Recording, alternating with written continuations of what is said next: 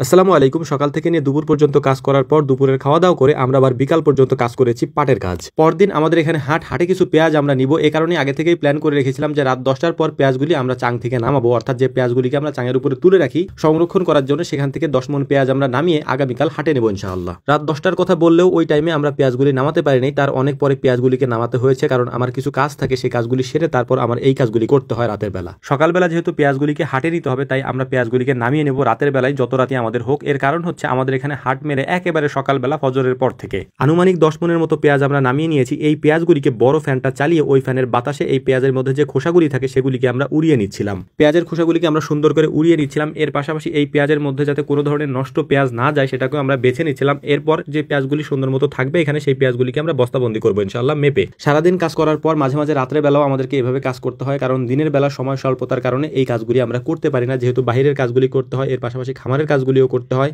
সময় স্বল্পতার কারণে দিন এবং রাতে সমপরিমাণ কাজ আমাদেরকে করতে হয়। এজন্য আপনাদের কাছে একটা অনুরোধ করব আবারও, সেটা হচ্ছে আমাদের সাথে যারা দেখা করতে আসেন অথবা আমাদের খামারে যারা ভিজিট করতে আসেন বা খামার ঘুরে দেখতে চান, তারা শুক্রবার ছাড়া অন্য কোনো দিন যদি আসেন তাহলে সেটা আমাদের জন্য খুবই কষ্টকর একটা ব্যাপার হয়ে দাঁড়ায় আপনাদের সাথে কথা বলা বা দেখা করা, কারণ আমরা অনেক সময় খামারে থাকিই না। এজন্য আপনারা যারা আসবেন অনুরোধ করে অনুনয় বিনয় করে আপনাদেরকে বলছি, ভাই শুক্রবার ছাড়া অন্য কোনো দিন আমাদের এখানে আসলে আমাদের একটু কষ্ট হয়ে যায়। তো যাই হোক, আলহামদুলিল্লাহ পেঁয়াজগুলিকে সুন্দর করে খোসা উড়িয়ে তারপর এটাকে পরিষ্কার করে এই পেঁয়াজগুলিকে আমরা মেপে বস্তাবন্দি করেছি এবং রেখে দিয়েছি আগামীকালকে সকালের জন্য। এই পেঁয়াজগুলি আগামীকালকে সকালে আমরা হাটে নিয়ে যাব। তো এই কাজগুলি করতে করতে আমাদের প্রায় রাত 12:30 বেজে যায়। তখনও পর্যন্ত কারো রাতের খাবার খাওয়া হয়নি, যে কারণে আমরা প্ল্যান করলাম যে রাতে খিচুড়ি রান্না করা যাক, কারণ এত রাতে স্বল্প সময়ের মধ্যে খিচুড়ি রান্না করাটাই আমাদের জন্য উত্তম হবে। তো সেটাই আমরা করার চেষ্টা করছিলাম। আমরা মানুষ হচ্ছে প্রায় 8 থেকে 9 জনের মতো। এই 9 জন মানুষের খিচুড়ি রান্না করা বা রাতের খাবারটা রান্না আমাদের দ্রুত করতে হবে, কারণ রাত অনেক হয়ে গিয়েছে, আবার সবাইকে ঘুমাতে যেতে হবে। যদিও এভাবে মাঝে মাঝে আমাদেরকে রাতে কাজ করতে হয়, তাই এটা আমাদের জন্য মোটামুটি অভ্যাস হয়ে গেছে বলা যায়। তো আলহামদুলিল্লাহ দেখতে দেখতে আমাদের রান্নার কাজও এগিয়ে চলছিল। চেষ্টা করছিলাম খুব দ্রুত করার জন্য, কারণ হচ্ছে যে সবার চোখেই হচ্ছে ঘুম, বিশেষ করে আমার চোখে প্রচন্ড ঘুম। সারাদিন হচ্ছে পাটের জমিতে কাজ করে রাত প্রায় এখন 1টা বাজে, এই পর্যন্ত না ঘুমিয়ে থাকাটা আমাদের জন্য একটু কষ্টকর হয়ে যায়। এই জন্যই মূলত এই কাজগুলিকে আমরা দ্রুত করার চেষ্টা করছিলাম, যাতে কাজগুলিকে শেষ করে খাওয়া দাওয়া করে আমরা ঘুমাতে যেতে পারি।